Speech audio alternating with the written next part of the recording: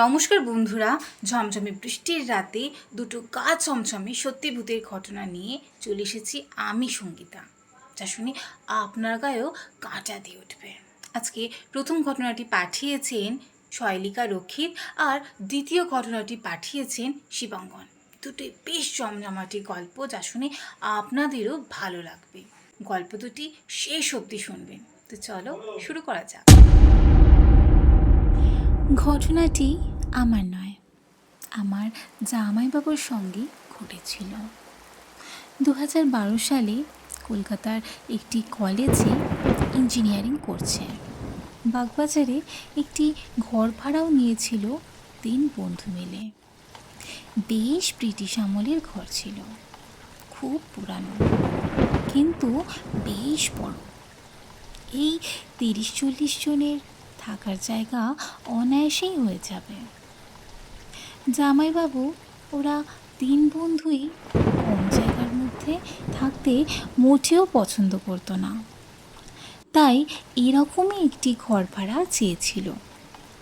ঘরটি তারা এক দালাল মারফত পেয়েছিল। 3 জনেরই বেশ পছন্দ হয়। সারাদিন ক্লাস করত, সন্ধেতে 3 জন একসঙ্গেই বাড়ি ফিরত, কিংবা কেউ আগে বা কেউ পরে, আবার কেউ রাতেও। অন্তত রাতে কেউ একা থাকেনি। প্রথম সবই ঠিক ছিল, কিন্তু একদিন কোনো কারণে কলেজে 4 দিন ছুটি ছিল, তাই জামাইবাবুর 2 বন্ধু বাড়ি চলে যায়। কিন্তু জামাইবাবুর আর যাওয়া হয় না, কারণ তার বাবাও একজন সরকারি চাকুরিরত। ছুটি পেয়ে জামাইবাবুর মা আর বাবা দুজনেই মুর্শিদাবাদ ঘুরতে চলে যান, তাই জামাইবাবু আর যায় না। তিনি ওই বাড়িতেই থেকে যান একা। সেদিন সন্ধেতে খুব বৃষ্টি হচ্ছিল। তখন খুব একটা স্মার্টফোনের ব্যবহার চালু হয়নি, কিন্তু তার কাছে ল্যাপটপ ছিল। বৃষ্টির মধ্যে আর বাইরে না গিয়েই তিনি ঠিক করেন যে আর বাইরে যাবেন না, কৌটোতেই মুড়ি আছে তাই খেয়ে নেবেন। সন্ধেবেলায় বিছানায় বসে ল্যাপটপটা একটু ঘাটাঘাটি করেই বন্ধ করে দেয়। ওই বাড়িতে একটা দেওয়াল আলমারির ভেতরে কিছু পুরানো ইংলিশ বই ছিল আগে থেকেই। তার মধ্যে একটা বের করেই পড়তে শুরু করেন, কিন্তু মন বসছিল না। তিনি ওই বইয়ের মধ্যেই একটা লম্বা চুল পান। ওই যা হয়, কাজ নেই তো অকাজের জিনিসগুলো নিয়েই সময় নষ্ট। ওই চুলটা তিনি পেনের ক্যাপে পেঁচিয়ে দেন, এমনভাবে পেঁচান যে কারোর খোলারও ক্ষমতা নেই। তারপর আবার গল্প পড়তে থাকেন। একসময় তিনি বাথরুমে যান, ফিরে এসে আবার বই নিয়ে বসেন। হঠাৎ তিনি লক্ষ্য করেন চুলটা যে পেঁচিয়ে গেছিলেন সেটি পেনের ক্যাপে নেই। এদিক ওদিক দেখেও কোথাও পেলেন না। ব্যাপারটা নিয়ে আর মাথা ঘামায়নি। আচ্ছা, একটা কথা বলি, যেখানে আপনি বসে থাকেন তার সামনে কোনো আয়না থাকলে না তাকিয়েও মোটামুটি লক্ষ্য করা যায়। তেমনি জামাইবাবুর বিছানার সামনেও একটি ড্রেসিং টেবিল ছিল, তাই বই পড়তে পড়তে তার হালকা মনে হতে লাগলো আয়নার মধ্যে কিছু একটা নড়ছে। কিন্তু রুমের ফ্যান চলেনি, বৃষ্টির জন্য জানালাও বন্ধ, তাই কোনো কিছু নড়ার প্রশ্নই নেই। তিনি সোজা তাকালেন, না, তখন আর নড়েনি। মানে ইনডিরেক্টলি ব্যাপারটা ঘটছিল, কিন্তু ডিরেক্ট তাকালে পুরো শান্ত। জামাইবাবু পালঙ্কের নিচে দেখলেন যদি বিড়াল ঢুকে থাকে? না, সেখানেও কোনো কিছুই নেই। হঠাৎ রান্নাঘরের এক্সিট ফ্যানটা চালু হওয়ার শব্দ পায়। রান্নাঘরে ঢুকে দেখে সুইচটা অন আছে। বন্ধ করে সে আবারও রুমে চলে আসে। আবার সে শব্দ পায়। আবার যখন যায় দেখে নিজে থেকে ফ্যানটা স্লো হয়ে বন্ধ হয়ে গেল। এমনিতেই জামাইবাবু খুব সাহসী, তিনি এতে একটু ভয় পাননি। রাতে মুড়ি খাওয়ার পর যখন হাত ধুতে যাবে দেখে ওই চুলটা তার ডান হাতের আঙুলে পেঁচিয়ে গেছে। এবারে তিনি একটু একটু ভয় পান। রাত অনেক হয়ে যাওয়ায় তিনি আর কাউকে ফোন করেননি। সকালে পিসির বাড়ি চলে যাবেন বলে ঠিক করে রাখেন, তাই লাইট অন করে শুয়ে পড়েন। কিন্তু কিছুতেই ঘুম আসেনি। হঠাৎ আয়নাতে নিজের মুখটা দেখেন যে সেটা স্বাভাবিকের তুলনায় একটু বেশি হাসি হাসি। এমনিতে সবার স্বাভাবিক মুখ গোমড়াই থাকে, কিন্তু তার মুখটা ওই হাসি হাসিই ছিল। তিনি যতই স্বাভাবিক করার চেষ্টা করছেন ওইটা যেমনকে তেমনই, তার থেকে আর পাল্টাচ্ছে না। তিনি তখন বিছানার উল্টো দিক হয়ে শুয়ে পড়েন আর কোনো একটা সময় ঘুমিয়ে যান। সকালে উঠে পিসির বাড়ি চলে যান। পরে তার বন্ধুদের এই গোটা ব্যাপারটা বলেন। তারা মেজটি ছাড়ে না, কিন্তু একা একা কেউ আর কোনোদিনও সেখানে থাকেনি, এমনকি দিনের বেলাতেও না। পরে আশেপাশের লোকজনদের কথার ছলে জিজ্ঞেস করেন, আর সেখানেই তারা জানতে পারেন যে এইগুলো সব ইংরেজদের বাড়ি ছিল। ভারতীয় মেয়েদের উপর তারা অত্যাচারও করত নানাভাবে, এমনকি মেরেও ফেলত। ইভেন সেখানে নাকি আগেও অনেক ছেলেরা ভাড়া নিয়েছিল, কিন্তু তাদের সঙ্গে কিছু ঘটেছিল কি না সেটা কেউ জানায়নি। স্বাভাবিকভাবেই থাকতো সবাই, কিন্তু জামাইবাবুর সঙ্গে যেটা ঘটেছিল সেটার কোনো ব্যাখ্যা তিনি আজও খুঁজে পাননি। তো বন্ধুরা, আজকের এই ঘটনাটি আপনাদের কেমন লাগলো অবশ্যই কমেন্ট বক্সে জানাবেন। যদি ভালো লেগে থাকে তো লাইক করে নিজের বন্ধুদের সাথে শেয়ার করে দেবেন, আর যদি নতুন হন তাহলে সাবস্ক্রাইব করে পাশে থাকা বেল আইকনটিও প্রেস করে দেবেন। তো চলো শুরু করি আজকের দ্বিতীয় ঘটনা। আজকের দ্বিতীয় সত্যি ভৌতিক ঘটনাটি পাঠিয়েছেন শিবাঙ্গন। তিনি ঠিক যেমনভাবে লিখে পাঠিয়েছেন আমি ঠিক তেমনভাবেই পড়ে শোনালাম। রাত প্রায় 9টা বেজে গেল, অথচ বিজন সমাদ্দার একটা লেখা দাঁড় করাতে পারলেন না তখনও। নয় নয় করে মোবাইলের ব্যাটারি প্রায় ফুল চার্জ থেকে অর্ধেকই নেমে এসেছে। তবু একটা জুৎসই প্লট মাথায় আসেনি। আসলে প্লট না মাথায় আসার একটা কারণও আছে। সবার আবদারে আজকে উনি লিখতে বসেছেন একটা সত্যি ভূতের গল্প। মানে এটা ঠিক সেই রকম ভূতের গল্প যেটা সত্যি সত্যি ওনার জীবনে ঘটেছে। আর এখানেই বিপদ। উনি নিজে বা ওনার পরিচিত যতজন ভালো ভূতের গল্প বলিয়ে বা লিখিয়ে আছেন তারা সকলেই বারবার এটাই বলেন যে তিনি নাকি তার অত্যন্ত বিশ্বস্ত সূত্র থেকে শুনেছেন যে সেই ভূতের ঘটনাটা সেই বিশ্বস্ত সূত্রের নিজের জীবনে ঘটেছে, কিন্তু কেউ কখনো বলেন না ঘটনাটা তার নিজের জীবনে ঘটেছে।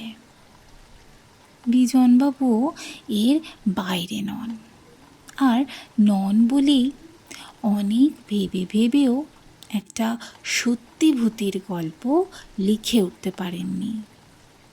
কিন্তু কি আর করবেন, তার ফেসবুকীয় বন্ধুরা আবদার জুড়েছেন, বিজন রোজই তো প্রায় কাল্পনিক ভূতের গল্প শোনাও, আজ না হয় একটা সত্যিকারে তোমার জীবনে ঘটে যাওয়া ভূতের গল্প ফেসবুকে পোস্ট করো।